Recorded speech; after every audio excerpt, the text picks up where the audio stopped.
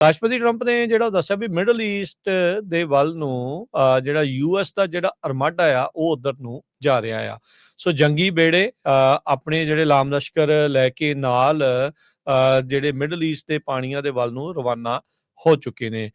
ਯੂਐਸਐਸ Abraham Lincoln aircraft career ਜਿਸ ਦੇ ਨਾਲ ਕਈ ਗਾਈਡਡ ਮਿਜ਼ਾਈਲ ਡਿਸਟਰੋਇਰਸ ਹੁੰਦੇ ਆ, ਉਹ ਮਿਡਲ ਈਸਟ ਦੇ ਵਿੱਚ ਆਉਂਦੇ ਦਿਨਾਂ 'ਚ ਪਹੁੰਚਣ ਵਾਲੇ ਨੇ। ਕਹਿੰਦੇ ਵੀ ਇਹ ਮੰਨਿਆ ਜਾ ਰਿਹਾ ਵੀ ਈਰਾਨ ਦੇ ਵਿੱਚ ਪ੍ਰੋਟੈਸਟ ਕਰਨ ਵਾਲਿਆਂ ਦੀਆਂ ਮੌਤਾਂ ਦੀ ਗਿਣਤੀ ਵੱਧ ਕੇ 5000 ਤੋਂ ਉੱਤੇ ਪਹੁੰਚ ਚੁੱਕੀ ਆ। ਗਾਰਡੀਅਨ ਜਿਹੜਾ ਆ ਇਹ ਰਿਪੋਰਟ ਕਰ ਰਿਹਾ ਹੈ। ਯੂਐਸ ਪ੍ਰੈਜ਼ੀਡੈਂਟ ਨੇ ਕਿਹਾ ਵੀ we have lots of ships going in the direction that Washington is watching Iran very closely.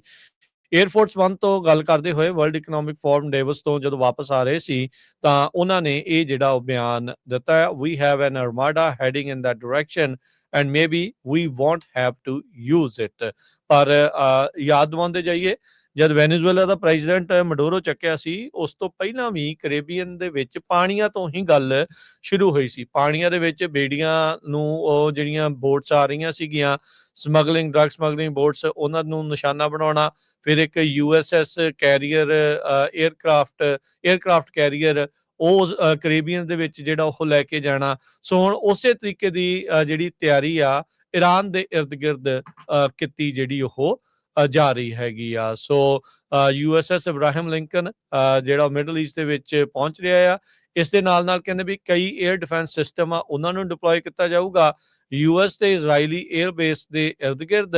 UK ਨੇ ਜਿਹੜਾ ਉਹ ਕਿਹਾ ਵੀ ਉਹ ਆਪਣਾ RAF euro fighter typhoon gents 12 ਸਕਾਡਰਨ ਜਿਹੜੇ ਉਹ ਕਤਰ ਨੂੰ ਜਿਹੜਾ ਉਹ ਉਧਰੋਂ ਜਿਹੜਾ ਉਹ ਘੱਲ ਰਹੇ ਆ ਦੋਹਾ ਦੀ ਰਿਕੁਐਸਟ ਦੇ ਉੱਤੇ।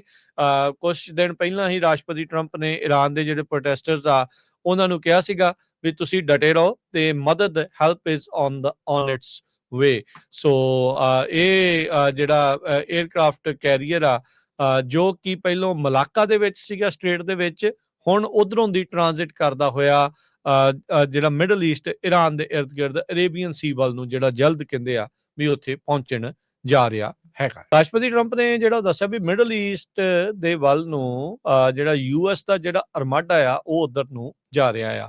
ਸੋ ਜੰਗੀ ਬੇੜੇ ਆਪਣੇ ਜਿਹੜੇ ਲਾਮ ਲਸ਼ਕਰ ਲੈ ਕੇ ਨਾਲ ਜਿਹੜੇ ਮਿਡਲ ਈਸਟ ਦੇ ਪਾਣੀਆਂ ਦੇ ਵੱਲ ਨੂੰ ਰਵਾਨਾ ਹੋ ਚੁੱਕੇ ਨੇ।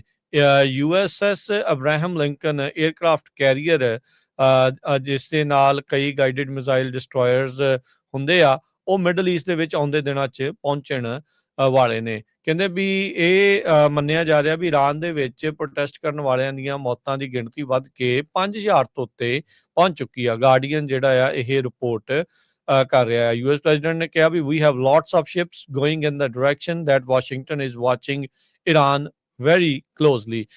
에ਅਰਫੋਰਸ 1 ਤੋਂ ਗੱਲ ਕਰਦੇ ਹੋਏ ਵਰਲਡ ਇਕਨੋਮਿਕ ਫੋਰਮ ਡੇਵਸ ਤੋਂ ਜਦੋਂ ਵਾਪਸ ਆ ਰਹੇ ਸੀ ਤਾਂ ਉਹਨਾਂ ਨੇ ਇਹ ਜਿਹੜਾ ਉਹ ਬਿਆਨ ਦਿੱਤਾ ਹੈ, we have an armada heading in that direction and maybe we won't have to use it।